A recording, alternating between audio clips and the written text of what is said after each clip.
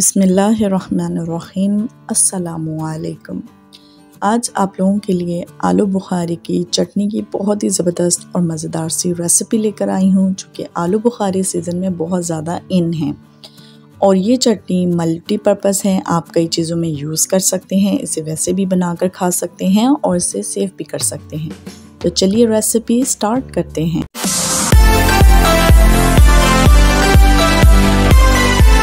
तो आलू बुखारे की चटनी बनाने के लिए मैंने तकरीबन 1 kg आलू बुखारे लिए हैं और ये देखिए साइज़ में इस तरीके से इतने बड़े हैं और ये बहुत ज़्यादा खट्टे नहीं होते, मीठे मीठे से आलू बुखारे हैं, ज़बरदस्त से मज़ेदार से।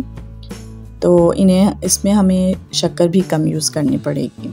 तो ये 1 kg मैंने आलू बुखारे लिए हैं, इन्हें अच्छे तरीके से मैंने वॉश कर लिया है। तो अब इन्हें हम कटिंग स्टार्ट करते हैं। आलू बुखारों को इस तरीके से हम बारीक बारीक पीसेस में काट लेंगे और इनकी गुठली जो है वो निकाल देंगे। ये देखिए इस तरीके से सारे आलू बुखारे मैंने कट कर लिए हैं।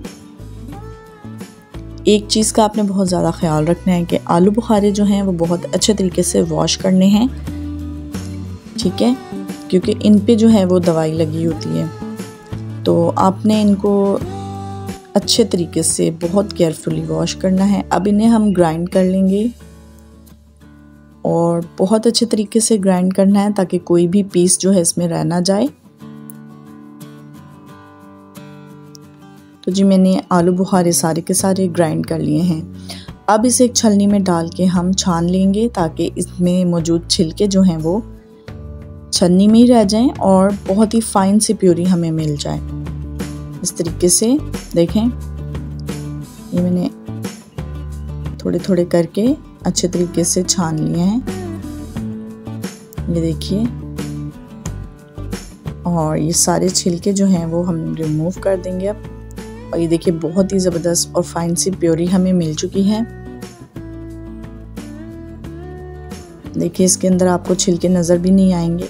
और अब इसे पकाना स्टार्ट करते हैं। और ये देखिए जब हम इसे पकाना स्टार्ट करेंगे तो थोड़ी देर बाद ये इस तरीके से ऊपर झाग सी आना शुरू हो जाएगी। तो अब देखिए इसके अंदर हम डाल लेते हैं 4 टेबलस्पून शक्कर के। मैं शक्कर यूज़ कर रही हूँ, आप चाहें तो आप चीनी भी ले सकते हैं।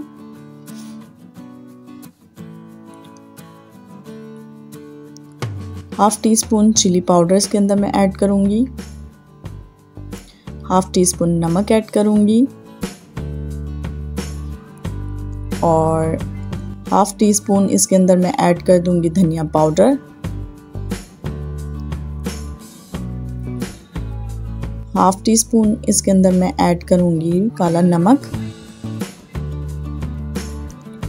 और साथ ही हाफ टी स्पून इसके अंदर मैं ऐड करूँगी चाट मसाला। आप कोई भी यूज़ कर सकते हैं, किसी भी ब्रांड का यूज़ कर सकते हैं।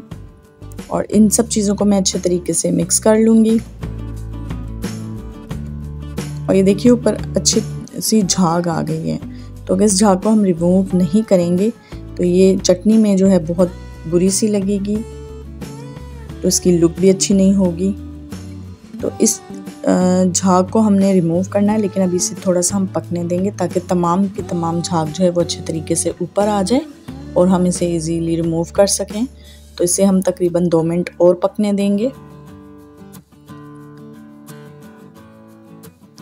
जब ये अच्छे तरीके से पक रही होगी और तमाम की तमाम झाग जो है वो ऊपर आ जाएगी, तो फिर इसे हम रिमूव करेंगे एक छन्नी की हेल्प से। ये देखिए इसे मैं मिक्स भी कर रही हूँ तो झाग जो है वो ख़त्म नहीं हो रही है। तो सो दैट हमें इसे रिमूव करना बहुत ही ज़्यादा ज़रूरी है।